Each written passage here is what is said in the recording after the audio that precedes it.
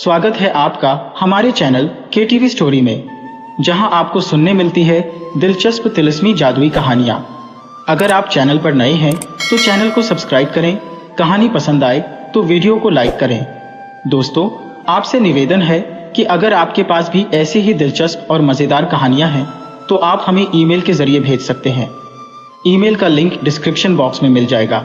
आप सभी का बहुत बहुत धन्यवाद। तो चलिए शुरू करते हैं आज की कहानी। एक समय की बात है, एक गांव में 3 भाई रहते थे। वे बहुत ही गरीब थे। एक बार उस गांव में ऐसा अकाल पड़ा कि लोगों को भूखों मरना पड़ा। उन भाइयों की हालत तो पहले से ही खराब थी, अकाल के बाद तो और भी बुरी हो गई। बिना अन्न के जिंदा रहना मुश्किल हो गया। तो अंत में तीनों भाइयों ने निर्णय लिया कि अपना गांव छोड़कर काम की तलाश में बाहर जाए और कुछ पैसा कमाकर ही वापस अपने गांव आए। शायद बाहर निकलने पर भाग्य साथ दे दे। तीनों भाई एक साथ अपना अपना भाग्य आजमाने निकल पड़े। दिन भर चलते रहे, पर न ही उन्हें कोई काम मिला और न ही उनके भाग्य का सितारा चमका। उस रात उन तीनों को एक पेड़ के नीचे भूखे ही सोना पड़ा। अगले दिन तड़के ही उठकर वे काम की तलाश में निकल पड़े। जब वे एक पहाड़ी से गुजर रहे थे, उन्हें सूरज की रोशनी में वह पहाड़ी चमकती हुई नजर आई। तीनों भाई जब उस पहाड़ी के नजदीक पहुंचे तो उन्होंने देखा कि वह पहाड़ी तो चांदी की है। उनमें से सबसे बड़ा भाई बोला, मुझे अपनी चाहत की चीज मिल गई। मैं इसमें से खूब सारी चांदी अपनी चादर में बांधकर वापस आने गांव जाकर चैन की जिंदगी बिताऊंगा।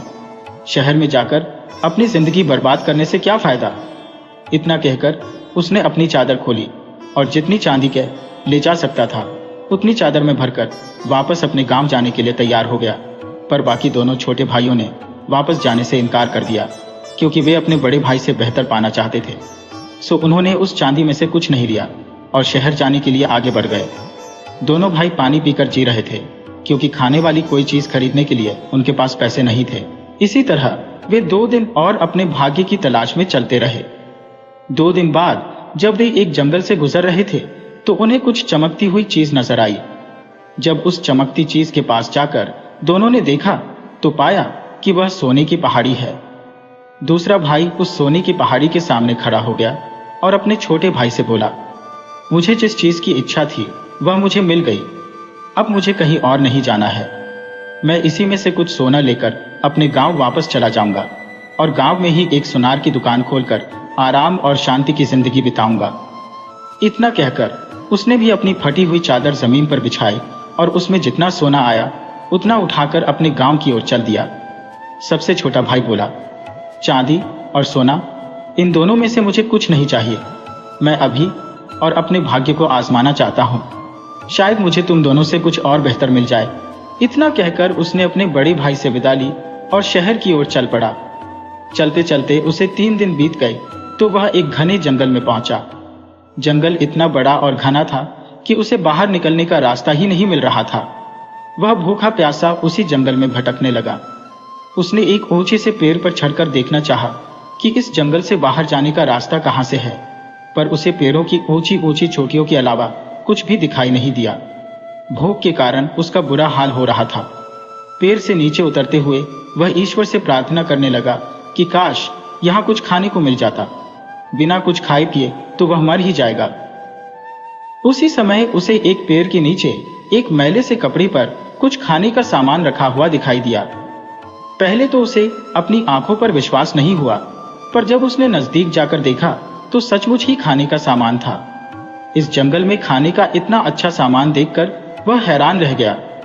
वह इस खाने को भगवान की दया समझकर उस पर टूट पड़ा और थोड़ी ही देर में सब कुछ छट कर गया। भूख से इतना परेशान था कि उसने यह जानने की कोशिश नहीं की कि यह किसका खाना है और यहाँ पर कैसे आया। खाना खत्म करने पर उसने वह गंदा सा कपड़ा भी उठाकर अपनी जेब में रख लिया और आगे चल दिया। चलते चलते रात होने लगी। अब उसे फिर भूख सताने लगी। उसने सोचा, क्यों ना इस कपड़े को बिछाकर ईश्वर से प्रार्थना करूं। उसने कपड़ा बिछाया और आंखें मीचकर प्रार्थना करने लगा। थोड़ी देर बाद जब उसने आंखें खोली तो उस कपड़े पर तरह तरह का खाने का सामान रखा हुआ था। उसे विश्वास हो गया कि उसकी मेहनत बेकार नहीं गई। उसे अपने दोनों भाइयों से अच्छी चीज हाथ लगी है। अगर वह और मेहनत करे तो इससे भी अच्छा कुछ और मिल सकता है। यह गंदा कपड़ा कोई मामूली चीज नहीं था। वह एक जादू का कपड़ा था, पर वह इससे संतुष्ट नहीं हुआ और इससे भी अधिक पाने की लालसा से आगे चल दिया। और भी अच्छे भाग्य की खोज में वह एक जगह से दूसरी जगह घूमता रहा। घूमते घूमते वह एक और जंगल में जा पहुंचा। वहां उसने लकड़ी से कोयला बनाने वाले आदमी को देखा, जो खाने के लिए उन्हीं जलती हुई लकड़ियों पर लोहे के काले बर्तन में बिना छिले आलू उबाल रहा था। वह उस आदमी को देखकर बोला, तुम्हें इस अकेली जगह में रहना बुरा नहीं लगता? रोज रोज उबले नमकीन आलू खाने से तुम्हारा मन नहीं भरता? कोयला बनाने वाला बोला, हमारे लिए तो सब दिन एक से है। लड़के ने पूछा, आज तुम मेरे अतिथि हो, क्या तुम मेरे साथ शाम को भोजन करना पसंद करोगे? वह आदमी बोला, बहुत बहुत धन्यवाद, पर मैं तुम्हारे खाने में से कुछ लेना नहीं चाहता, क्योंकि वह तो तुम्हारे लिए है। अगर मैंने भी खाया तो तुम्हारे लिए कम पड़ जाएगा। लड़का बोला, घबराओ नहीं, मेरे पास बहुत कुछ है, मैं खाने के लिए तुम्हें आमंत्रित कर रहा हूं। इतना कहकर लड़के ने अपनी जेब से मैला कपड़ा निकालकर जमीन पर बिछाया और हाथ जोड़कर प्रार्थना करने लगा। देखते ही देखते उस कपड़े पर अच्छे अच्छे व्यंजनों के ढेर लग गए। बेचारा कोयला बनाने वाला आंखें फाड़े सब कुछ देखता रह गया। उस मजदूर को जिंदगी में पहली बार इतना स्वादिष्ट खाना खाने को मिला था। मजदूर ने लड़के से कहा, अगर तुम मुझे अपना कपड़ा दे दो, जो मुझे इस जंगल में भी इतना अच्छा खाना खिला सके, तो मैं तुम्हें एक जादू का थैला दूंगा।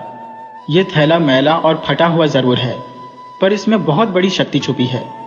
तुम मुसीबत के समय जितनी बार इस थैले को थपथपाओगे, उतनी बार 6 शक्तिशाली आदमी तुम्हारे सामने आकर खड़े हो जाएंगे।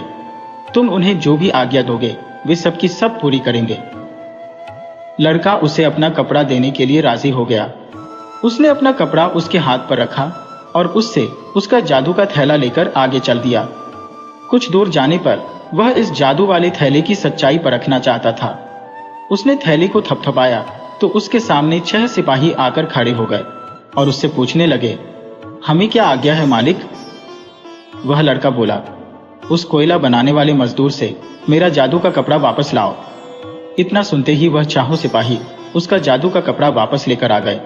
जादू का कपड़ा और जादू का थैला लेकर वह फिर और कुछ अच्छा पाने की इच्छा से आगे चल दिया। उसे पूरा विश्वास था कि अपनी मेहनत और बुद्धि से वह इससे भी बेहतर पा सकता है। सूरज डूबने से पहले वह एक दूसरे कोयला बनाने वाले के पास पहुंचा। वह मजदूर भी जलती हुई लकड़ियों पर लोहे के बर्तन में कुछ आलू अपने रात के भोजन के लिए उबाल रहा था। उसके पास पहुंचकर लड़के ने पूछा, क्या तुम मेरे साथ भोजन करोगे?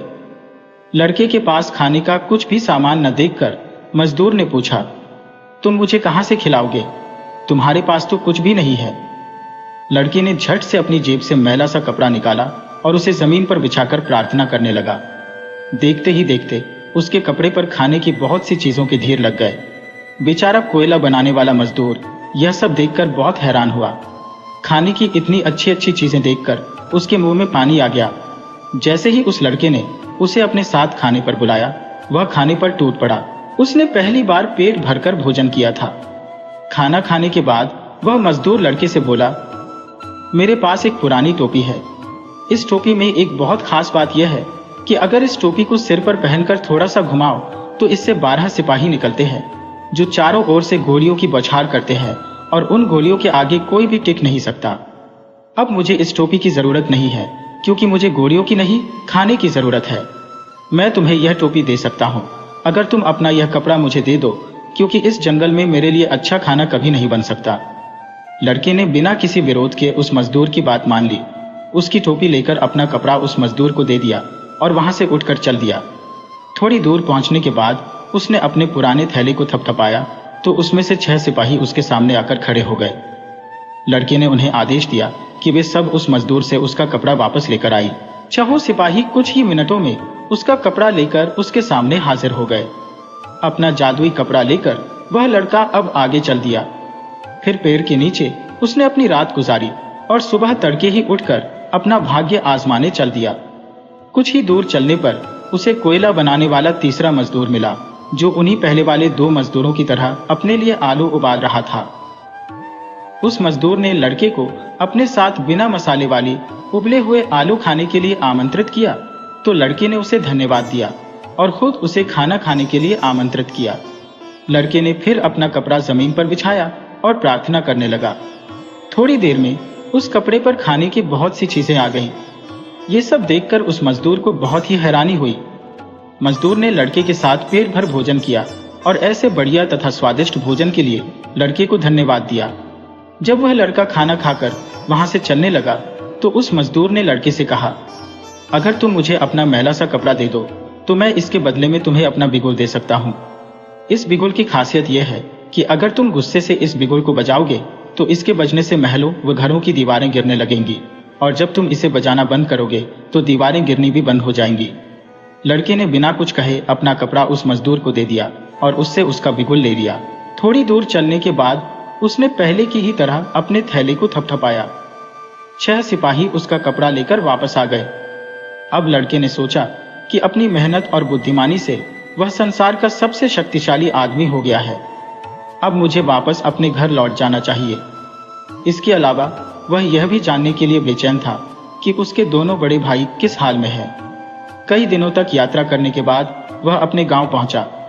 उसके दोनों बड़े भाइयों ने चांदी और सोने की दुकानें खोल ली थी और रहने के लिए सुंदर घर बना लिए थे। दोनों ही बड़े आराम की जिंदगी बिता रहे थे। जब वह अपने फटे पुराने कपड़ों में अपने बड़े भाई के घर में घुसा तो उसके भाई ने उसे पहचानने से इनकार कर दिया। फिर दूसरे भाई ने भी उसके गंदे और पुराने कपड़ों को देखकर उसका मजाक उड़ाया और बोला, क्या तुम हमारे वही भाई हो जिसने सोने चांदी को देखकर नाक सिकोड़ी थी और हमसे अच्छे भाग्य की तलाश में हम दोनों को छोड़कर चला गया था? जो राजा बनने चला था और भिखारी बना हमारे सामने खड़ा है। इतना कहकर उसका हाथ पकड़कर उसे अपने घर से निकाल दिया। उसे अपने दोनों भाइयों पर बहुत गुस्सा आया। उसने अपने कंधे से अपने पुराने थैले को उतारकर थपथपाया तो 6 सिपाही उसके सामने आकर खड़े हो गए। लड़के ने आदेश दिया कि मेरे दोनों भाइयों की खूब पिटाई करो और उन्हें इतना मारो कि छठी का दूध याद आ जाए। सिपाहियों ने ऐसा ही किया। बेचारे दोनों भाइयों की मार मारकर हालत खराब कर दी। वहां के लोगों ने जब उन दोनों की सहायता करने की कोशिश की तो सिपाहियों ने उनकी भी मुरम्मत कर दी। दोनों भाई सोने चांदी के प्रसिद्ध दुकानदार थे, अतः उन्होंने अपने भाई की शिकायत राजा के पास कर दी।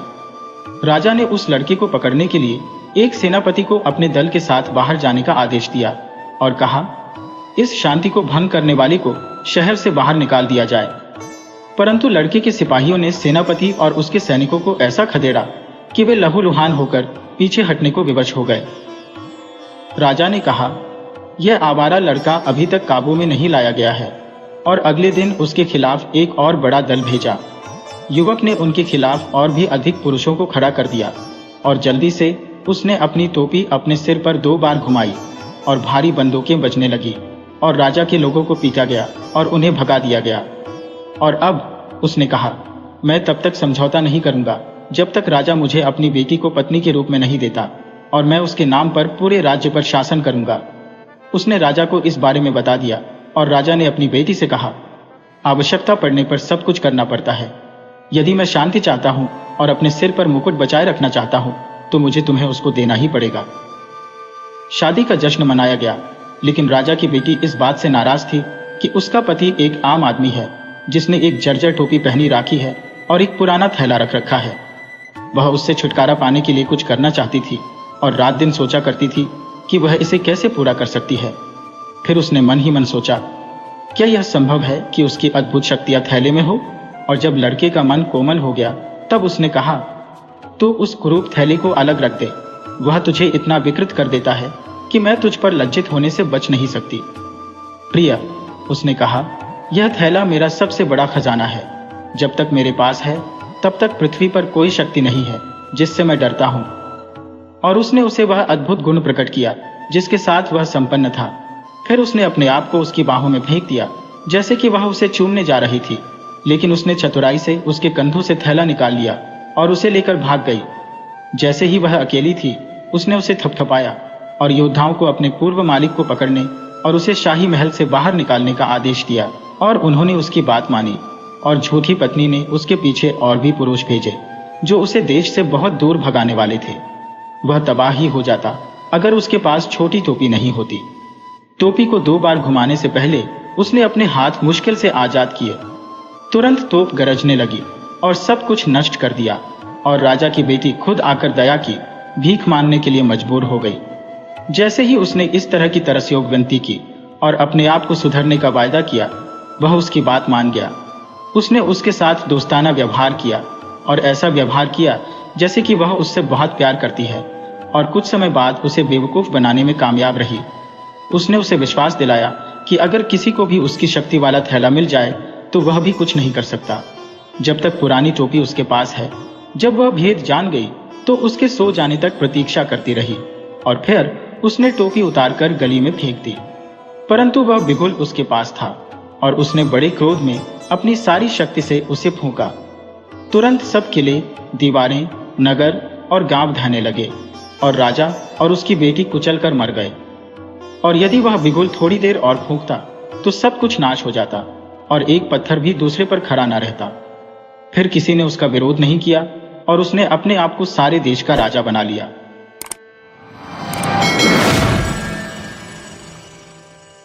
पांच पुराने दोस्तों ने अभी अभी एक साथ बैठकर रात का खाना खाया था। उनमें से एक लेखक था, दूसरा डॉक्टर और बाकी के तीन बिन ब्याहे अमीरजादे थे जिनके पास कोई काम धंधा नहीं था। खाने के दौरान उन्होंने तकरीबन हर विषय पर बातचीत की थी और अब वैसी ही थकान महसूस कर रहे थे जैसे अक्सर महोत्सवों के खत्म होने पर मेहमानों के चले जाने के बाद मेजबान महसूस किया करते हैं। तभी उनमें से एक, जो पिछले 5 मिनट से लगातार कतारबद्ध चलती बत्तियों से रोशन सड़क पर जाती गाड़ियों को निहार रहा था, अचानक बोल पड़ा। जब सुबह से रात तक आपके पास करने को कोई काम ना हो तो दिन बड़ा लंबा लगने लगता है। उसकी बगल में बैठे दूसरे व्यक्ति ने हाँ में हाँ मिलाते हुए कहा, और रात भी लंबी लगती है। मैं बहुत कम सो पाता हूँ, आमोद प्रमोद से थक जाता हूँ, बातचीत भी नीरस लगने लगती है। व्यर्थ की इन बातों में कभी कोई नया विचार नहीं मिला। कभी कभी तो इतना गुस्सा आता है कि यह फैसला कर लेने को जी करता है, अब न किसी से बात करूंगा और न किसी की बात सुनूंगा। समझ नहीं आता कि मैं अपनी शाम आखिर कैसे बिताऊं। तभी तीसरा आलसी भी बोल पड़ा, अगर कोई ऐसा उपाय बता दे जिससे मैं दिन के 2 घंटे भी खुशी खुशी बिता सकूं तो मैं उसे मुंह मांगी कीमत अदा करने को तैयार हूं। उनके बीच बैठे लेखक ने बाहर निकलने के लिए अभी अपना ओवरकोट पहना ही था कि इन शब्दों ने उसे कुछ कहने पर मजबूर कर दिया। उन तीनों की ओर देखते हुए उसने कहा, यदि कोई मनुष्य एक बुरी आदत ढूंढ निकालता है और फिर अपने दोस्तों को उस बुरी आदत का आदी बना देता है तो मैं समझता हूं कि वह इंसानियत की महान सेवा कर सकता है। उसका योगदान उस व्यक्ति से कहीं ज्यादा होगा जो इंसान को मुक्ति दिलाने और अनंत काल तक युवा बनाए रखने का उपाय जानता हो। डॉक्टर इतना सुनते ही ठहाका लगाकर हंस पड़ा। उसने अपने सिगार को चबाते हुए कहा, ठीक कहा, लेकिन इस बुरी आदत को ढूंढ निकालना आसान नहीं है। जब से दुनिया बनी है तभी से इंसान इसे ढूंढ रहा है और लोगों में जिस लत को डालने की बात तुम कर रहे हो उसके लिए भी प्रयास करता आ रहा है। मगर जो लोग धरती पर सबसे पहले आए वे इस काम में माहिर थे। हमारा तो उनसे कोई मुकाबला ही नहीं। 3 आलसियों में एक बड़बड़ाया, कितने दुख की बात है। 1 मिनट तक चुप रहने के बाद वह फिर बोला, काश हम जब भी सोते तो गहरी नींद में सोते, उसी तरह बेसुध जैसे थकान से चूर होने के बाद हम रात में सोते हैं। न गर्मी का एहसास होता न ठंड का पता चलता। इतनी गहरी नींद में सोते कि सपने भी नहीं आते। ये सपने क्यों नहीं आते? दूसरे ने इसका जवाब दिया, इसलिए कि सपने हमेशा सुहाने नहीं होते। वे अक्सर काल्पनिक, विचित्र और असंगत होते हैं। क्योंकि हम सो रहे होते हैं इस वजह से हम वैसे सपने नहीं देख पाते जैसा हम देखना चाहते हैं। हमें दिन में जागकर सपना देखना चाहिए। और तुम्हें ऐसा करने से रोकता कौन है? लेखक ने पूछ लिया। डॉक्टर ने सिगार के अंतिम सिरे को फेंकते हुए कहा, मेरे दोस्त, जागते हुए सपने देखने के लिए तुम्हारे अंदर असीम शक्ति और अपने मन पर कठोर नियंत्रण होना चाहिए। जब तुम ऐसा करोगे तो तुम्हें बेहद थकान महसूस होगी।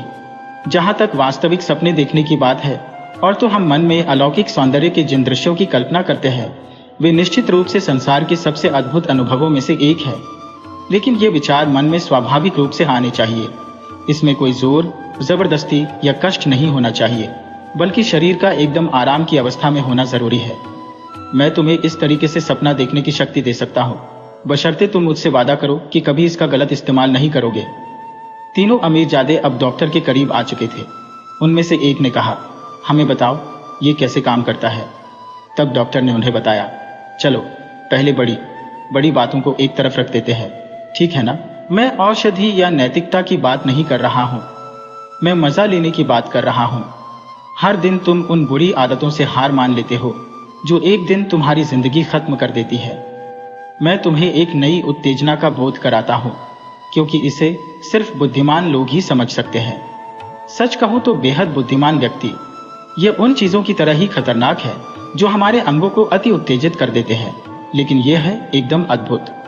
मगर उससे पहले मैं यह भी बता दूं कि इसके लिए थोड़ी तैयारी की जरूरत पड़ती है। यानी ईथर का पूरा मजा लेने के लिए थोड़ा अभ्यास होना चाहिए। ईथर का जो मजा होता है वह हशीश, अफीम या अफीम के सत्तू से थोड़ा अलग होता है। जैसे ही इसे सूंघना बंद कर दो तो इसका असर भी खत्म हो जाता है। इसकी बजाय दिन में सपने दिखाने वाले जो दूसरे उत्तेजक पदार्थ हैं, उनका असर कई घंटे बाद तक रहता है। अब मैं इससे होने वाले अनुभवों को जहां तक संभव हो स्पष्ट रूप से समझाता हूं। मगर ईथर को समझना इतना आसान भी नहीं है। इतना जरूर है कि इससे पैदा हुई उत्तेजना इतनी सुगम और मजेदार होती है कि ईथर के प्रभावों का एहसास तक नहीं होता। सबसे पहले मैंने इसे तब रामबाण के तौर पर अपनाया जब मेरी नसों में भयानक दर्द उठा था। तब से लेकर अब तक मैं इतनी बार इसका इस्तेमाल कर चुका हूं कि तुम यह कह सकते हो कि मैं इसका गुलाम हो गया हूं। मेरे सिर और गर्दन में तेज दर्द था, त्वचा अंगारों की तरह जल रही थी और मैं बुखार से तड़प रहा था। मैंने ईथर की एक बड़ी बोतल उठाई और लेटकर धीरे धीरे सूंघने लगा। कुछ मिनट बाद मुझे हल्की सी बड़बड़ाहट सुनाई पड़ी।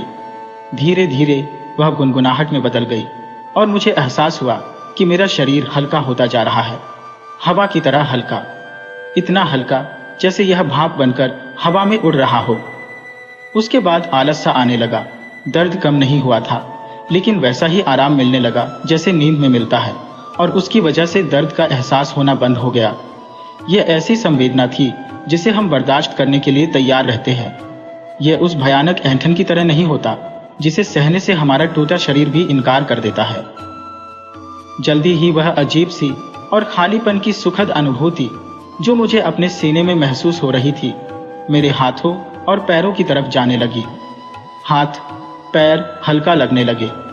ऐसा लगा जैसे मांस और हड्डियां गलते जा रहे हैं और बस चमड़ी बची है। चमड़ी की वजह से ही मुझे जीने के आनंद का एहसास हो रहा था और मैं स्वस्थ होने की संवेदना में गोते लगा रहा था। फिर लगा कि मुझे कोई कष्ट नहीं है। दर्द जा चुका था, गल चुका था, भाप बनकर उड़ चुका था।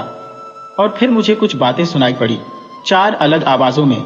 उनमें 2 डायलॉग थे, पर मैं समझ नहीं पा रहा था कि उनका मतलब क्या है। एक पल के लिए लगा कि कुछ अस्पष्ट से स्वर है, दूसरे ही पल मुझे एक शब्द समझ आ गया, लेकिन मैं समझ पाता कि यह वही गुनगुनाहट है जो मैं पहले सुन चुका हूँ, पर अब यह थोड़ी और तेज हो चुकी है। ना मैं सोया था, ना मैं जागा था। मैं सब कुछ समझ रहा था, महसूस कर रहा था। एक अद्भुत ऊर्जा और बौद्धिक खुशी के साथ मैं स्पष्ट तौर पर और पूरी गहराई से तर्क वितर्क कर पा रहा था। एक अद्भुत नशे की वजह से मेरे दिमाग के विभिन्न अंग अलग अलग हो चुके थे। यह उन सपनों की तरह नहीं था जो हशीश के सेवन से आते हैं, या फिर कुछ बीमार कर देने वाले सपने जो अफीम के सेवन से आते हैं। इसके नशे से तर्क करने की एक सटीक क्षमता पैदा हुई, जिसकी वजह से जिंदगी के पहलुओं को देखने और समझने का एक नया नजरिया मिला। पूरे होशो हवास के साथ मैं निश्चित रूप से यह कह सकता हूँ कि यह सोचने का सही तरीका है। और फिर धर्म ग्रंथों की एक पुरानी तस्वीर मेरे मन में उभरी। मुझे लगा जैसे मैंने बोधि वृक्ष के नीचे ज्ञान हासिल कर लिया है। जीवन के सभी रहस्य सुलझ गए हैं। मैं इतना कुछ जान गया हूँ कि मेरे पास एक नया, अद्भुत और निरुत्तर कर देने वाला तर्क है। मेरे दिमाग में तर्क, वाद विवाद, सबूत एक के बाद एक इकट्ठा होते चले जा रहे थे। उनके बाद उनसे भी पुख्ता सबूत और तर्क आ रहे थे। मेरा दिमाग विचारों की युद्ध भूमि में तब्दील हो गया था। मैं अदम्य बौद्धिकता से युक्त एक श्रेष्ठ व्यक्ति बन गया था। मुझे अपनी शक्ति के प्रचार प्रसार से अपार हर्ष का अनुभव हो रहा था। यह सब लंबे समय तक चलता रहा। लंबे समय तक मैं अब भी अपनी सुराही से ईथर सूंघ रहा था। अचानक मुझे लगा कि यह खाली हो चुकी है। चारों व्यक्ति एक साथ बोल पड़े, डॉक्टर, तुरंत 1 लीटर ईथर की पर्ची लिख दो। मगर अपना हैट पहनते हुए डॉक्टर ने कहा, हरगिज नहीं, जाओ किसी और से यह जहर मांग लो। और वह चला गया। देवियों और सज्जनों, इस विषय पर आप क्या सोचते हैं? मैं अपने पुराने दोस्त साइमन रादागन से मिलने वाला था। उससे मिले 15 साल हो चुके थे। किसी जमाने में वह मेरा सबसे जिगरी यार हुआ करता था। वह ऐसा दोस्त था जो मेरी भावनाओं को समझता था, जिसके साथ मैं अपनी शामें खामोशी और खुशी से बिता सकता था। वह ऐसा हमराज था जिससे मैं अपने प्यार का जिक्र कर सकता था। उसके सोचने समझने का अंदाज इतना अनोखा, सरल और संवेदनशील था कि उसकी सहानुभूति से मैं तसल्ली महसूस करने लगता था। कई वर्षों तक शायद ही कोई पल गुजरा जब हम एक दूसरे के साथ न रहे हो। हम एक साथ रहते थे, घूमते थे, सोचते और यहाँ तक कि सपने भी एक साथ ही देखा करते थे।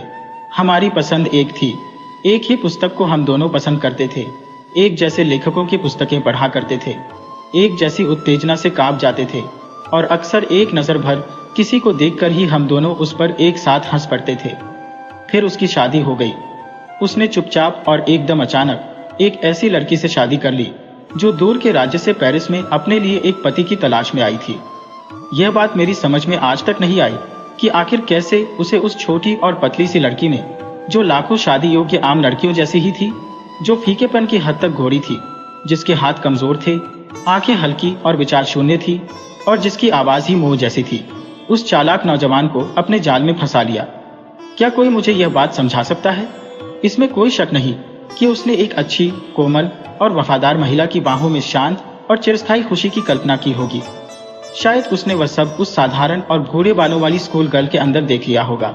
उसे इस हकीकत का ख्याल नहीं आया होगा कि एक सक्रिय, सजीव और तेज तर्रार व्यक्ति जैसे ही जीवन की कड़वी सच्चाइयों को समझने लगता है, उसे इन सब चीजों से ऊब होने लगती है, बशर्ते वो इतना कठोर ना हो गया हो कि उसकी सूझबूझ ही खत्म हो गई हो।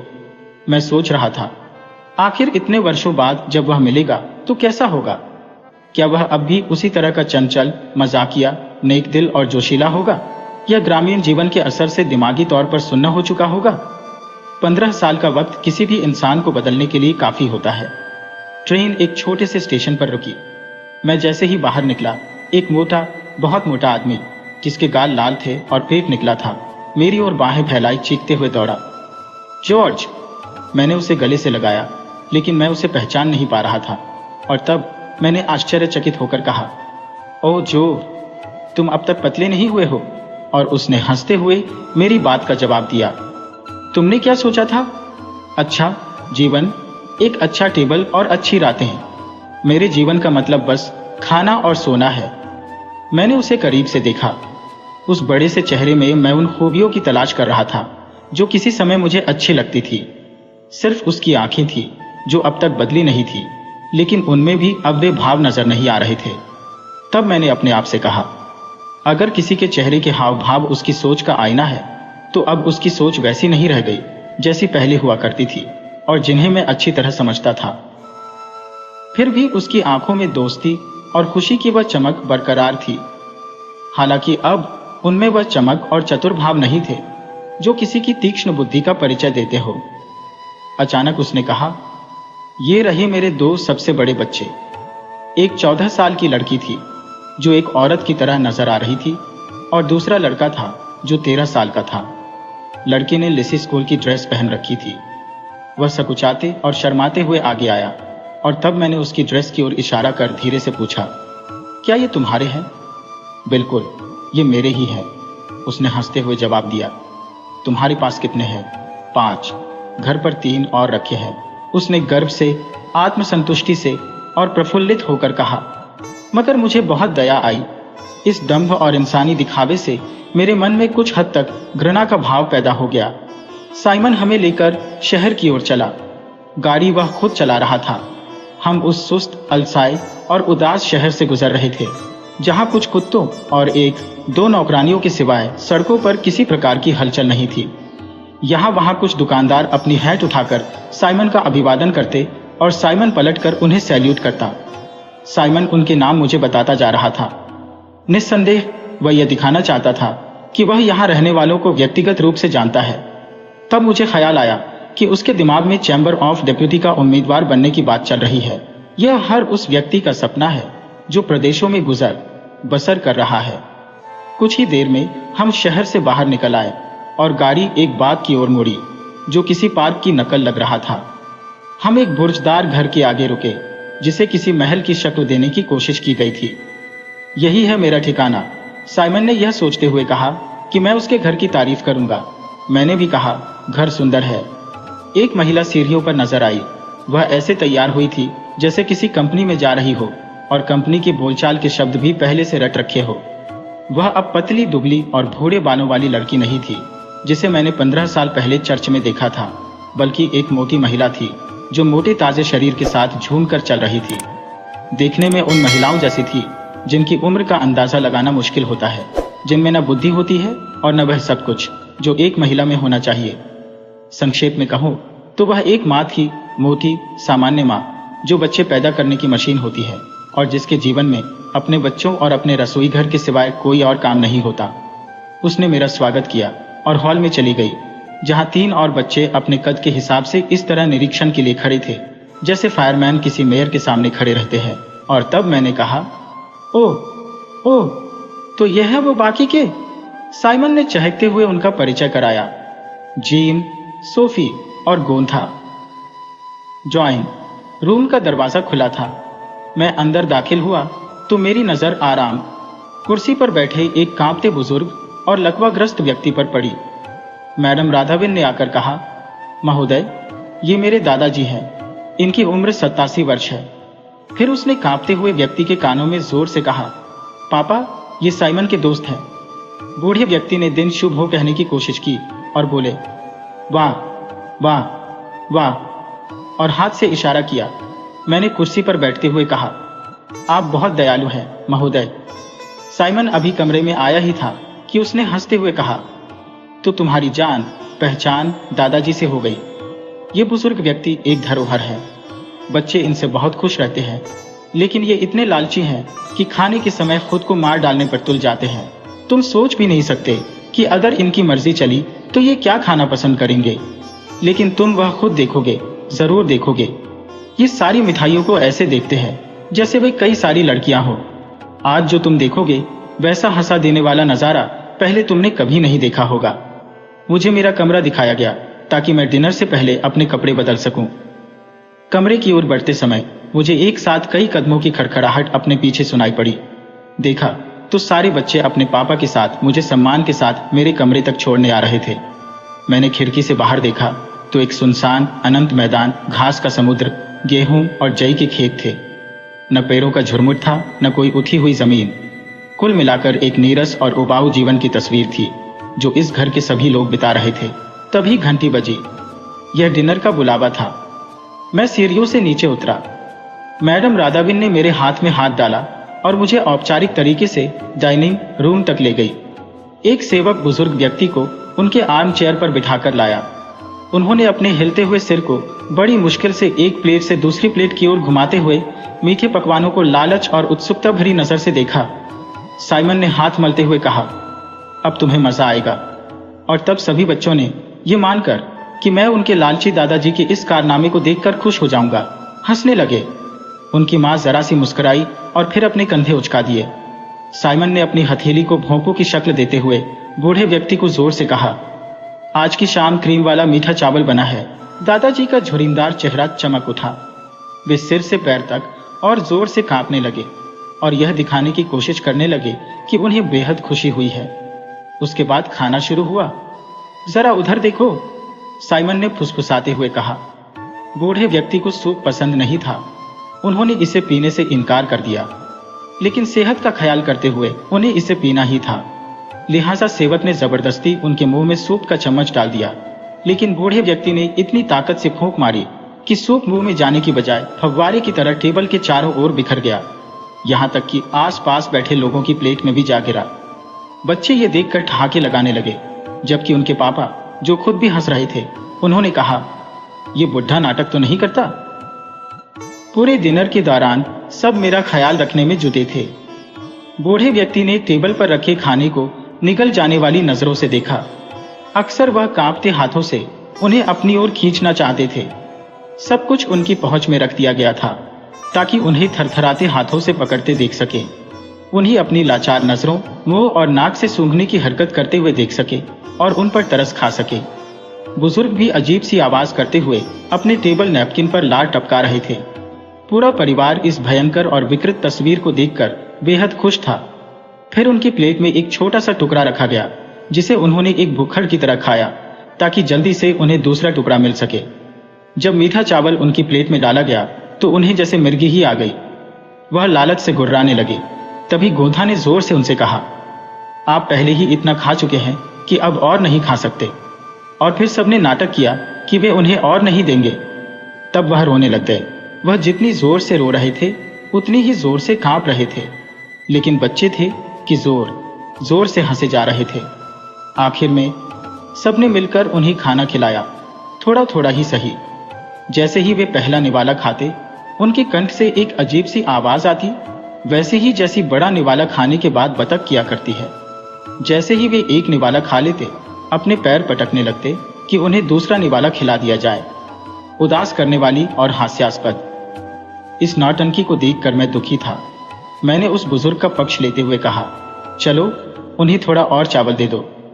लेकिन साइमन ने कहा, अरे नहीं मेरे दोस्त, अगर उन्होंने ज्यादा खा लिया तो इस उम्र में उनके लिए नुकसानदेह होगा। मैं चकित था और उसके शब्दों पर गौर कर रहा था। वाह रे नीति, वाह रे तर्क, वाह रे बुद्धि। उनकी इस उम्र में तो उनकी सेहत का ख्याल करते हुए वे उन्हें उनकी आखिरी खुशी से भी महरूम कर रहे हैं। उनकी सेहत की खातिर इस सेहत का वे क्या करेंगे जबकि वे निष्क्रिय और कांपते मलबे का ढेर हो चुके हैं।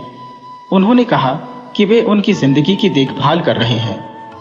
उनकी जिंदगी आखिर कितने दिन, 10, 20, 50 या 100 वर्ष?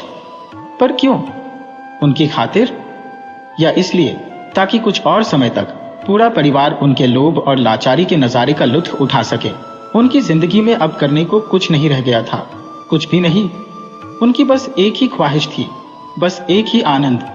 जब तक वे जिंदा हैं तब तक क्यों ना उन्हें इसका मजा लेने दिया जाए। हम लोग काफी देर तक ताश खेलते रहे। फिर मैं अपने कमरे में गया और बिस्तर पर बैठ गया। सामने खिड़की थी और मेरा मन बहुत उदास था। उदास, उदास, एकदम उदास। बाहर एकदम सन्नाटा था। हाँ, बहुत दूर से किसी चिड़िया के चहचहाने की आवाज आ रही थी। शायद रात के इस वक्त वह कूक से अपनी साथी को लोरी सुना रहा था जो अपने अंडे से रही थी।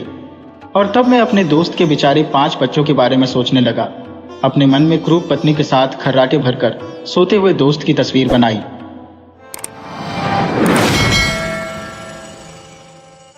मैं जब लूबे स्टेशन के वेटिंग रूम में घुसा तो सबसे पहला काम यह किया कि वहां घड़ी को देखा। मतलब पेरिस एक्सप्रेस के लिए मुझे 2 घंटे 20 मिनट इंतजार करना होगा। अचानक मुझे थकान सी लगने लगी, जैसे मैं 20 मील पैदल चलकर आया हो। फिर मैंने इधर उधर नजर दौड़ाई, जैसे स्टेशन की दीवारों पर मुझे समय बिताने का कोई जरिया मिल जाएगा।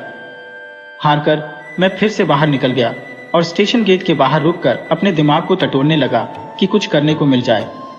वहां की सड़क एक तरह से एक छायादार मार्ग ही था, जिसके किनारे बबूल के पेड़ लगे थे। यह मार्ग छोटे बड़े आकार के और अलग अलग ढंग से बने मकानों की 2 कतारों के बीच चला गया था। ये ऐसे मकान थे जो छोटे कस्बों में ही देखने को मिलते हैं। सड़क एक हल्की सी पहाड़ी पर चली गई थी, जिसके छोर पर कुछ पेड़ थे, मानो यह एक पार्क में जाकर खत्म होती हो। जब तब कोई बिल्ली सड़क पार करती और होशियारी से गटरों पर से कूद जाती थी। एक पिल्ला हर एक पेड़ को सूंघता और रसोई घरों से बचे खुचे टुकड़े झपटने की फिराक में था, लेकिन इंसान मुझे एक भी नहीं दिखाई दिया। मैं बेचैन और हताश हो गया। अब मैं क्या करता?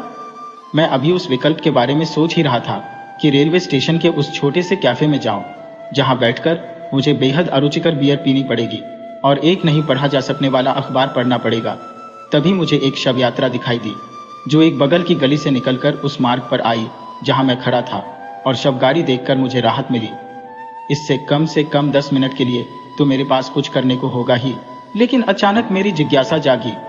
लाश के पीछे 8 सज्जन थे, जिनमें से एक तो रो रहा था, जबकि बाकी आपस में बतियाते जा रहे थे। उनके साथ कोई पुरोहित नहीं था, जिससे मैंने अपने मन में कहा, यह एक गैर धार्मिक अंतिम संस्कार है। फिर मैंने सोचा कि लुबैन जैसे कस्बे में धार्मिक विचारों का त्याग करके सोचने वाले कम से कम 100 स्वतंत्र चिंतक तो होंगे ही, जो अपने आप को दिखा सकते थे। तो फिर यह क्या हो सकता था? शव यात्रा जिस रफ्तार से जा रही थी, उससे तो यही साबित होता था कि लाश को बिना किसी संस्कार के दफनाया जाना था, इसलिए उसमें धर्म का कोई दखल नहीं होना था। जिज्ञासा में भरकर मैं बड़े पेचीदा अनुमान लगाने लगा, और जब शव गाड़ी मेरे पास से निकली तो मेरे मन में एक अजीब ख्याल आया कि मैं भी उन 8 सज्जनों के साथ उसके पीछे चलूं। उससे मेरा कम से कम 1 घंटा तो निकल ही जाता, इसलिए मैं भी उदास चेहरा लिए उनके साथ साथ चलने लगा। यह देखकर सबसे पीछे चल रहे 2 सज्जन चकित होकर पीछे घूमे और फिर धीमे धीमे एक दूसरे से कुछ कहने लगे। बेशक वे एक दूसरे से यही पूछ रहे थे कि क्या मैं इस कस्बे का रहने वाला हूँ। फिर उन्होंने अपने आगे चल रहे 2 सज्जनों से पता किया और वे भी मुझे घूरने लगे। वे जिस तरह से मुझ पर गौर कर रहे थे उससे मैं नाराज हो गया और इस बात को खत्म करने के इरादे से मैं उनके पास पहुंचा और उन्हें झुककर अभिवादन करने के बाद कहा, माफ करें जनाब आपकी बातचीत में दखल देने के लिए, लेकिन मैं तो सिविल फ्यूनरल देखकर पीछे पीछे चला आया। हालांकि मैं तो यह भी नहीं जानता कि यह मृतक सज्जन कौन है जिनके साथ आप चल रहे हैं। सज्जन नहीं, महिला है, उनमें से एक ने कहा। यह सुनकर मुझे बहुत ताज्जुब हुआ और मैंने पूछा, लेकिन यह तो सिविल फ्यूनरल है ना, क्यों? तब दूसरे सज्जन ने, जो मुझे सब कुछ बताना चाहता था, मुझसे कहा, है भी और नहीं भी। पादरियों ने हमें चर्च का इस्तेमाल करने को मना कर दिया है। यह सुनकर आश्चर्य से मेरे मुंह से आम ही निकल गई। मेरी समझ में कुछ नहीं आया, लेकिन मुझ पर उपकार करने को उत्सुक मेरे उस पड़ोसी ने आगे कहा, यह जरा लंबी कहानी है। इस जवान औरत ने खुदकुशी कर ली थी और यही वजह है कि उसे किसी धार्मिक संस्कार के साथ दफनाया नहीं जा सकता। जो शरीफ आदमी सबसे आगे चल रहा है और रो रहा है वह इसका पति है। मैंने थोड़ा हिचकिचाते हुए जवाब दिया, आपकी बात से मुझे बहुत ज्यादा ताज्जुब हो रहा है और दिलचस्पी भी। अगर मैं आपसे इस पूरे मामले की तफसील जानना चाहूं तो मेरी नामाकोली तो नहीं होगी। अगर मैं आपको परेशान कर रहा हूं तो सोच लीजिए कि मैंने आपसे इस बारे में कुछ नहीं कहा। उस शरीफ आदमी ने ऐसे मेरा हाथ पकड़ लिया जैसे हम एक दूसरे से परिचित हो। बिल्कुल नहीं, बिल्कुल नहीं, आइए दूसरों से थोड़ा पीछे रुक लेते हैं, मैं आपको इस बारे में बताऊंगा। हालांकि बड़ी दुख भरी कहानी है यह। कब्रिस्तान पहुंचने से पहले हमारे पास काफी वक्त है, क्योंकि वह वहां है जहां वे पेड़ दिखाई दे रहे हैं और इस पहाड़ी पर चढ़ने में थोड़ी मुश्किल भी होगी। उसने कहना शुरू किया। यह जवान औरत मैडम पॉल आमो, पड़ोस के एक रईस व्यापारी फोंटानेल महोदय की बेटी थी। जब वह 11 साल की छोटी बच्ची ही थी तब उसके साथ एक भयंकर हादसा हुआ। एक नौकर ने उसके साथ गलत काम कर दिया। वह तो जैसे मर ही गई और उस आदमी ने जितने वहशीपन से यह काम किया था उससे उसकी करतूत का पता चल गया। एक जबरदस्त आपराधिक मामला दर्ज हुआ और यह साबित हो गया कि उस वहशी ने 3 महीनों तक उस मासूम को अपनी हवस का शिकार बनाया था। तब उसे उम्र कैद की सजा सुनाई गई। नन्ही लड़की अपनी बेइज्जती का कलंक लेकर बड़ी हुई। वह अलग थलग पड़ गई थी।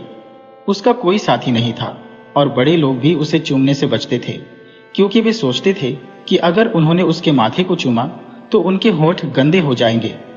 वह एक तरह की दैत्य बन गई। पूरे कस्बे के लिए एक घटना बन गई। लोग धीमे से एक दूसरे से कहते, नन्ही फोंटानेल को जानते हो तुम? और जब वह सड़कों पर निकलती तो सब उससे मुंह फेर लेते। उसके माँ बाप उसके लिए कोई आया भी नहीं रख पाए कि वह उसे घुमाने बाहर ले जाती। दूसरे नौकर उससे दूर दूर रहते, जैसे उसके पास आने से उन पर जहर चढ़ जाएगा। जब बच्चे हर दोपहर बाद खेलते तो उस बेचारी बच्ची को देखकर तरस आता था।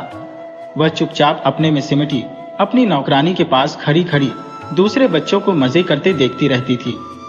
कभी कभी दूसरे बच्चों के साथ मिलने की इच्छा को वह दबा नहीं पाती थी और सहमी घबराई से आगे बढ़ती, चोर कदमों से किसी टोली से जा मिलती थी, जैसे अपनी बदनामी के बारे में वह सचेत हो। तभी एकदम से माएं, चाचिया, ताइया और आया दौड़ती हुई आ जाती और उनकी देख रेख में दिए गए बच्चों को हाथ पकड़कर जंगलियों की तरह खींचती वहां से ले जाती थी। नन्ही फोंटानेल अकेली अभागी रह जाती। उसकी समझ में नहीं आता कि इसका क्या मतलब है। उसका दिल दुख से टूट जाता। वह रोने लगती। फिर वह सुबकती हुई दौड़ जाती और अपनी आया की गोद में अपना सिर छिपा लेती। जब वह बड़ी हुई तो स्थिति और भी खराब हो गई। लोग लड़कियों को उससे दूर रखते, मानो उसे प्लेग हो गया हो। याद रखने वाली बात है कि उसे कुछ भी नहीं सीखना था, कुछ भी नहीं।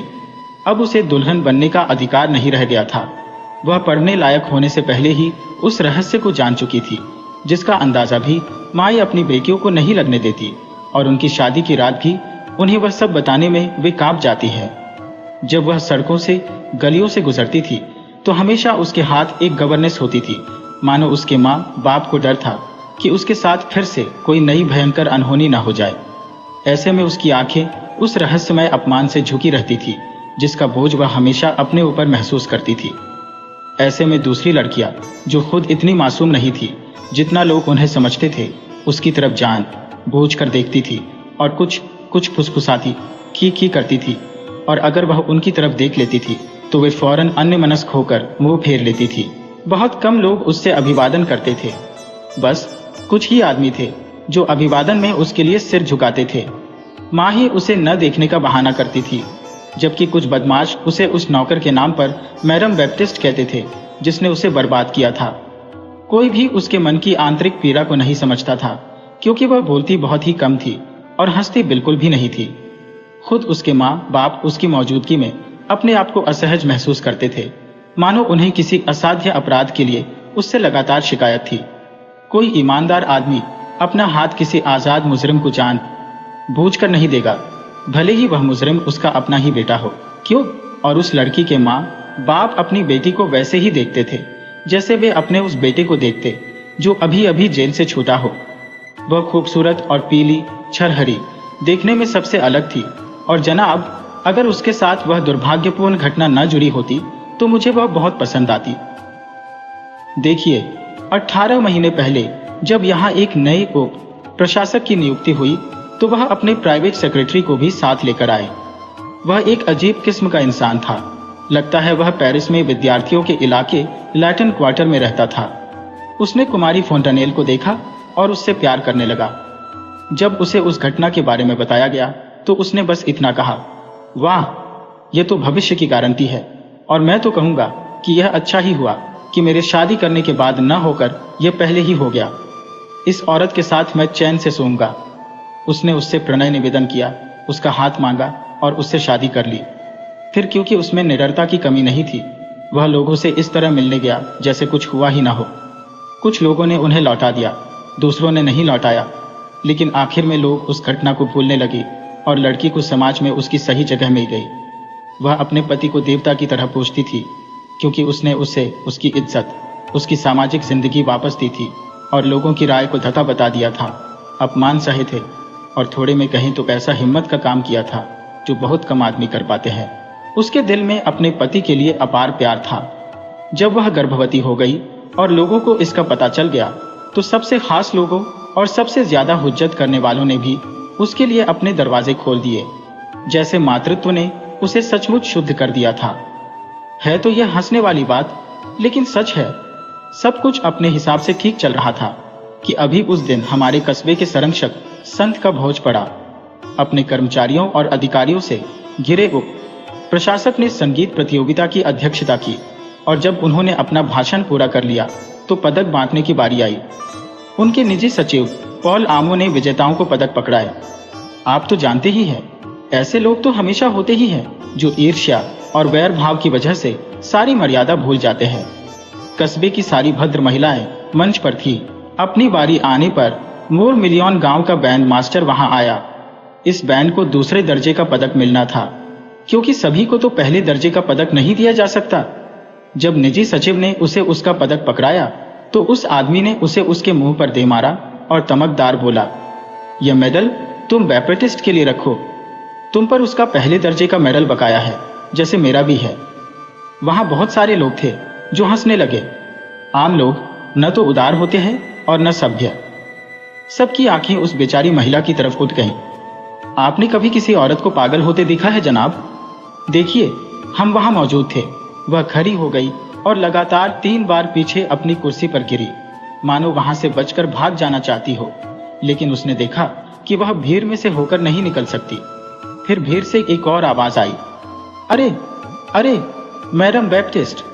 और फिर भीड़ से हंसी और रोष का मिला झूला शोर उठा। बार ब बार इस शब्द को दोहराया गया। लोग उस दुखी औरत का चेहरा देखने के लिए पंजों के बल खड़े हो गए। आदमियों ने अपनी बीवियों को बाहों में उठा लिया ताकि वे उसे देख सकें। लोग पूछने लगे, कौन सी है वह नीले कपड़ों वाली।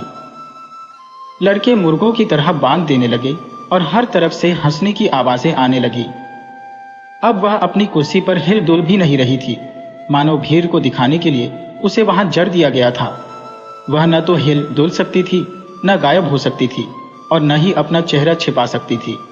उसकी पलकें जल्दी जल्दी झपक रही थी, जैसे एक साफ रोशनी उसके चेहरे पर चमक रही हो, और ऐसे हाँफ रही थी जैसे खड़ी चढ़ाई वाली पहाड़ी पर चढ़ते समय घोड़ा हाँफता है। ऐसा दृश्य था कि देखने वाले का दिल ही टूट जाए। बहरहाल इस बीच जनाब आमो ने उस बदमाश का गला पकड़ लिया था और वे अफरा तफरी के माहौल में एक दूसरे को लेकर जमीन पर लुढ़क रहे थे। समारोह बीच में ही रुक गया था।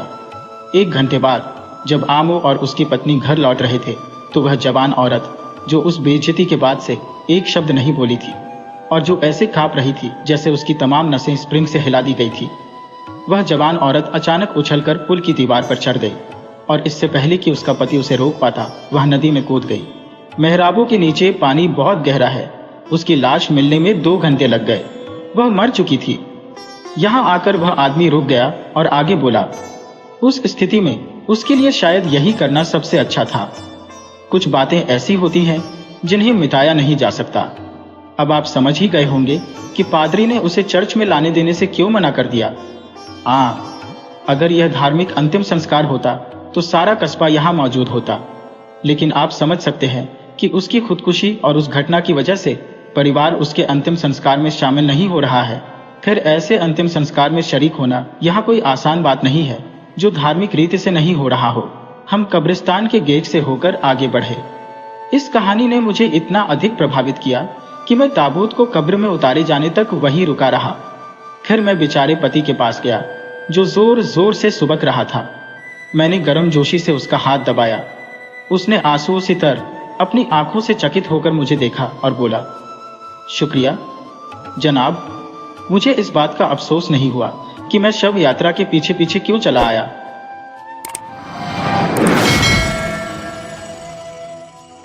गेहूं पीसने वाली एक चक्की का मालिक अब अपने बुरे दिनों के कारण बड़ी ही गरीबी की जिंदगी बिता रहा था, क्योंकि अब उसकी चक्की पर कोई भी गेहूं पिसवाने नहीं आता था।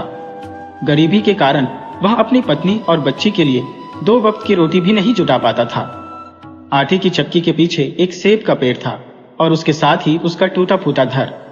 अपने 2 वक्त की रोटी के लिए उसे जंगल में जाकर लकड़ियां काटनी पड़ती थी। उन्हीं लकड़ियों को बेचने पर जो पैसे मिलते उसी से उसका घर चलता था। वह अपनी जिंदगी से बहुत दुखी होकर एक बार जंगल से लकड़ियां काटने गया तो वहां उसे एक बूढ़ा आदमी मिला जिसे उसने पहले कभी इस जंगल में नहीं देखा था। वह बूढ़ा आदमी उस चक्की के मालिक के पास आया और उससे बोला, तू अपनी गरीबी से इतना दुखी क्यों है? मैं तुझे बहुत अमीर बना सकता हूँ अगर तू मुझे वह चीज देने का वायदा करे जो मैं तुझसे मांगू।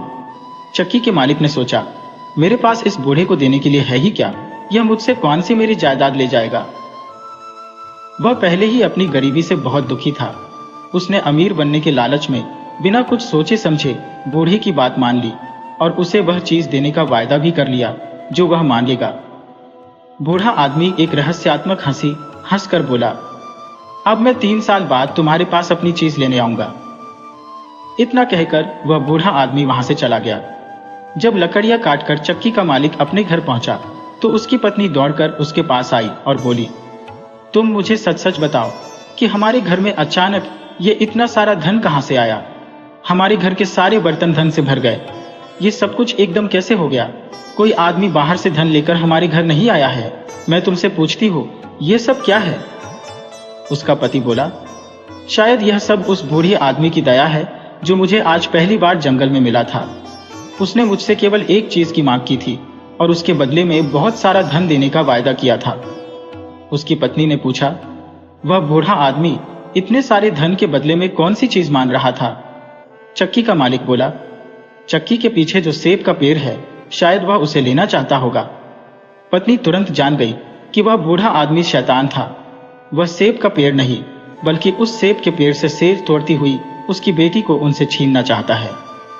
यह सोचकर वह बहुत डर गई और साथ ही उसे अपने पति पर भी बहुत गुस्सा आया जिसने धन लेने के लालच में बिना कुछ सोचे समझे हाँ कर दी। उसकी समझ में नहीं आ रहा था कि वह अपनी बच्ची को शैतान के चंगुल से कैसे बचाए। चक्की के मालिक की बेटी बहुत ही सुंदर और सुशील थी, साथ ही ईश्वर की बड़ी भक्त भी। रोज सुबह नहा धोकर वह ईश्वर की प्रार्थना करती थी। इधर धीरे धीरे 3 साल कैसे बीत गए किसी को पता ही नहीं चला। तभी एक दिन अचानक वह बूढ़ा आदमी उस चक्की के मालिक के सामने आकर खड़ा हो गया और उससे बेटी देने की मांग उससे की। चक्की का मालिक उसकी मांग सुनकर घबरा गया। उसने तो सपने में भी नहीं सोचा था कि वह बूढ़ा इस पैसे के बदले में उससे उसकी बेटी की मांग करेगा। जब वह अपनी बेटी को बुलाने पहुंचा तो वह ईश्वर की पूजा कर रही थी। अतः अपनी बेटी से बिना कुछ कहे वह शैतान के पास वापस आकर बोला, मेरी बेटी अभी पूजा कर रही है, तुम कल आकर उसे ले जाना। बूढ़ा बिना कुछ जवाब दिए चला गया। अगले दिन सुबह वह बुढ़ा फिर पहुंच गया, पर आज भी वह लड़की पूजा में व्यस्त थी। अब तो बूढ़े को चक्की के मालिक पर बहुत गुस्सा आया। वह बोला, जिन हाथों से वह पूजा कर रही है तो उन्हीं हाथों को काटकर मेरे पास लेकर आ। चक्की का मालिक घबराकर बोला, बाबा कैसी बातें करते हो, मैं अपनी ही बेटी के हाथ कैसे काट सकता हूं। बूढ़ा आदमी बोला, ठीक है, अगर तू मेरे कहे अनुसार अपनी बेटी के हाथ नहीं काटेगा तो मैं तेरी ही गर्दन मरोड़ दूंगा और अपने साथ ले जाऊंगा। बूढ़े की यह बात सुनकर चक्की का मालिक बहुत डर गया, क्योंकि वह मरना नहीं चाहता था। वह घबराकर अपनी बेटी के पास पहुंचा। उसने अपनी बेटी को सारी बात सुना दी और फिर बोला, मैं तेरे हाथ नहीं काटता तो बूढ़ा मेरी जान ले लेगा, और बाप होने के नाते मैं अपनी बच्ची के हाथ नहीं काटना चाहता। लड़की ने अपने पिता को तसल्ली दी और ईश्वर की इच्छा मानकर अपने दोनों हाथ अपने पिता के सामने कर दिए। पिता ने आंखें बंद करके अपनी बेटी के दोनों हाथों पर तेज चाकू से ऐसा वार किया कि हाथ कट गए। हाथ लेकर वह बूढ़े के पास पहुंचा। बूढ़ी ने दोनों हाथ उससे ले लिए और बोला, अब तेरी यह लड़की तेरे किसी काम की नहीं है, अब तो इसे मेरे हवाले कर देना, मैं कुछ दिन बाद इसे लेने आऊंगा। चक्की का मालिक अपने इस पाप के लिए बहुत दुखी था, पर वह अब उस शैतान से छुटकारा भी नहीं पा सकता था, क्योंकि उसने बिना सोचे समझे पैसों के लालच में उसकी मांग स्वीकार कर ली थी। वह अपने इस कुकर्म के लिए अपनी बेटी से बार बार माफी मांगने लगा, पर उसकी बेटी अब अपने माता पिता के साथ नहीं रहना चाहती थी, क्योंकि शैतान से पैसा लेने के बाद उसके पिता का दिमाग ही बदल गया था। ईश्वर में विश्वास रखने वाली वह लड़की इस घर से कहीं दूर चली जाना चाहती थी, ताकि वह शैतान कोई नया गुनाह करने के लिए फिर उसके पिता को मजबूर न करे। माता पिता के लाख समझाने पर भी वह अगले दिन अपने घर से निकल पड़ी। चलते चलते शाम को वह एक सुंदर और बड़ी बगीचे में पहुंची। दिन भर चलते रहने के कारण वह बहुत थक चुकी थी और साथ ही उसे बड़ी भूख भी लगी थी। बगीचे में नाशपाती के पेड़ों पर 2-4 पकी नाशपातियां लटक रही थी। उन्हें देखकर उस लड़की की भूख और बढ़ गई, पर उन तक पहुंचना उसके बस का नहीं था, क्योंकि एक तो फल बड़ी ऊंचाई पर लगे थे और दूसरे उसके हाथ ही नहीं थे। वह अपनी लाचारी पर बहुत दुखी हुई और वहीं जमीन पर बैठकर ईश्वर का ध्यान करने लगी। तभी सफेद कपड़े पहने एक सुंदर सी लड़की उसके सामने आ खड़ी हुई और बोली, मैं तुम्हारी मदद करने आई हूँ। तुम्हें भूख लगी है और तुम सामने वाले पेड़ की पकी हुई नाशपातियां खाकर अपनी भूख मिटाना चाहती हो। मैं अभी तुम्हारे लिए कुछ पकी हुई नाशपातियां तोड़कर लाती हूँ। इतना कहकर वह सुंदर सी लड़की 3-4 नाशपातियां तोड़कर लाई और अपने हाथों से खिलाने लगी। उस बाग का माली यह सब कुछ देखकर भी डर के मारे चुप रहा। उसे लगा कि यह जरूर कोई भूत है जो सफेद कपड़ों में उनके बाग में घुस आया है। लड़की की भूख जब शांत हुई तो उसने उस देवी को हृदय से धन्यवाद दिया और वहां से उठकर झाड़ियों में छुपकर सोने के लिए चली गई। अगले दिन जब उस बाग का मालिक एक सुंदर सा राजकुमार उस माली के पास पहुंचा तो माली ने उसे यह अनहोनी घटना सुनाई, पर उस राजकुमार को विश्वास नहीं हुआ, क्योंकि आज तक उसके बाग में कोई भूत प्रेत नहीं आया था। उसे लगा कि उसके माली ने जरूर कोई सपना देखा होगा, पर माली अपनी बात पर डटा रहा। उसने अपनी दोनों आंखों से सब कुछ देखा था। राजकुमार बोला, ठीक है, आज रात मैं भी तुम्हारे साथ इसी बगीचे में छुपकर देखूंगा कि सचमुच वह कोई भूत तो नहीं है।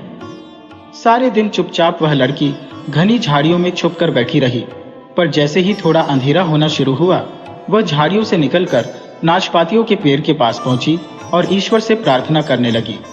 ईश्वर ने उसकी प्रार्थना सुन ली।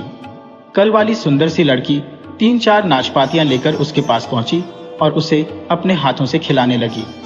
जैसे ही नाशपातियां खत्म हुई वैसे ही राजकुमार जो अपने माली के साथ एक बड़े से पेड़ के पीछे छुपा हुआ था, झट से बाहर आया और बोला, तुम लोग कौन हो? तुम इस दुनिया के लोग हो या किसी और दुनिया के? बिना हाथों वाली लड़की उस अजनबी को देखकर डर गई। गिड़गिड़ाते हुए बोली, मैं इसी दुनिया की अभागी लड़की हूँ। आज ईश्वर के अलावा सभी ने मुझे इस संसार में अकेला छोड़ दिया है। राजकुमार जब उस लड़की के नजदीक पहुंचा तो सफेद कपड़ों वाली लड़की वहां नहीं थी।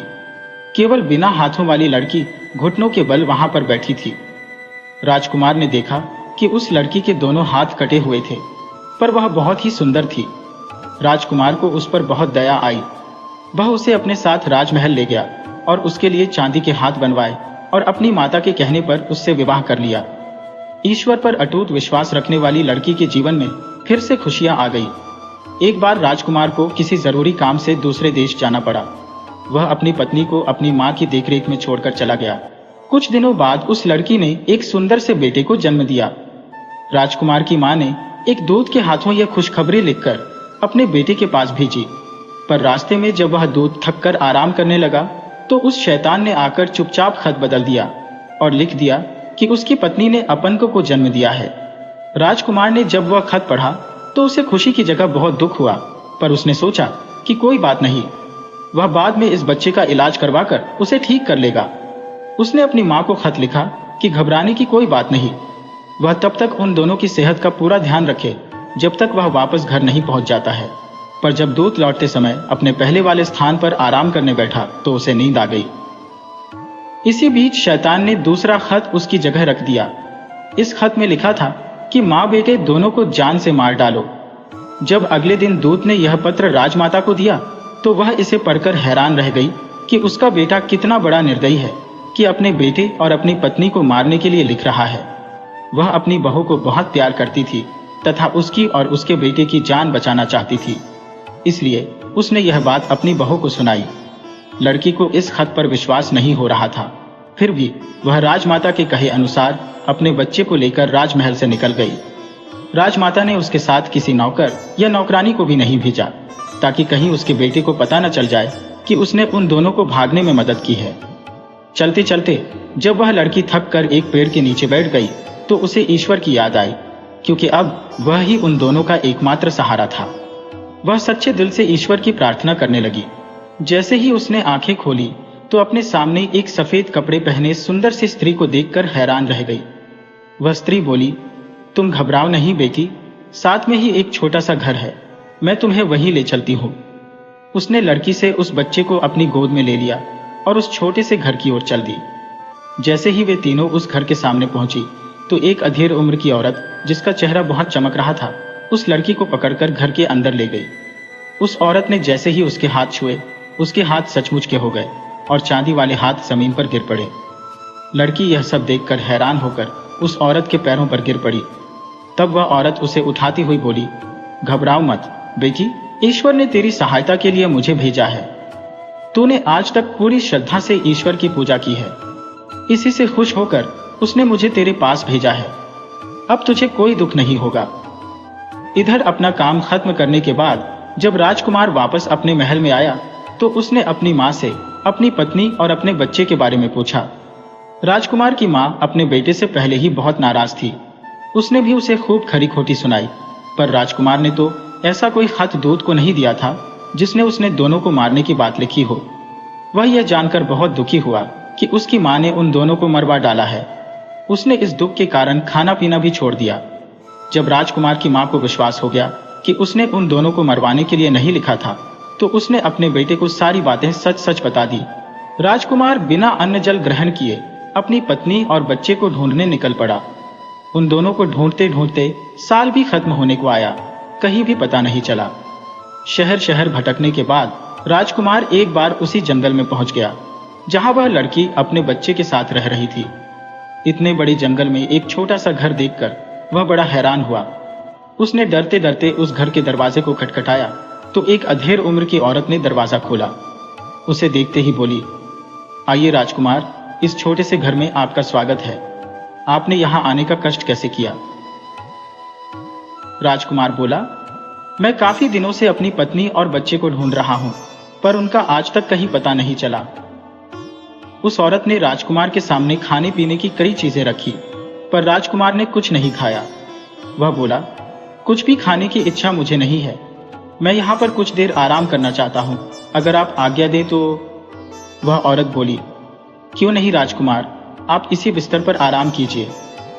राजकुमार उस औरत की आज्ञा पाकर वहीं उसी बिस्तर पर आंखें बंद करके लेट गया। तभी उसे अंदर से कुछ बातें करने की आवाजें सुनाई दी।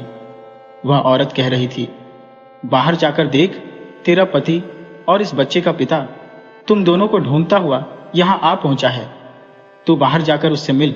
तभी उसे किसी के बाहर आने की आहट सुनाई दी। राजकुमार ने झट से अपनी आंखों पर हाथ रख लिया ताकि वह चुपके से उस औरत का चेहरा देख सके। उस लड़की ने धीरे से उस राजकुमार के पास आकर उसे पहचानने की कोशिश की, पर उसकी बड़ी हुई दाढ़ी से वह उसे नहीं पहचान पाई। पर राजकुमार झट से अपनी पत्नी को पहचान गया। जब उसने उस लड़की के हाथों में बच्चे को देखा तो उसे लगा कि यह कोई और औरत होगी, क्योंकि उसकी पत्नी के हाथ तो सचमुच के नहीं बल्कि चांदी के थे। वह बात की सच्चाई जानने के लिए एकदम उठकर बैठ गया। उसे नजदीक से देखकर उसकी पत्नी उसे पहचान गई और बोली, मैं आपकी अभागी पत्नी और यह आपका अभागा बेटा है। राजकुमार को उस औरत की बात पर विश्वास नहीं हो रहा था कि यह सचमुच के हाथों वाली औरत उसकी पत्नी है। तभी वही अधेड़ उम्र की औरत चांदी के 2 हाथ लिए तेजी से बाहर आई। वह उन दोनों हाथों को राजा के सामने रखती हुई बोली, ईश्वर ने इसकी पूजा और भक्ति से खुश होकर इसे इसके असली हाथ वापस कर दिए हैं, यही आपकी पत्नी है। राजकुमार यह सुनकर खुशी से उछल पड़ा। उसने उस स्त्री तथा ईश्वर को धन्यवाद दिया और अपने बेटे एवं अपनी पत्नी को लेकर अपने महल में वापस आया, जहां पर राजमाता ने बड़ी धूमधाम से सबका स्वागत किया। अंत में शैतान को उस लड़की का पीछा छोड़ना पड़ा।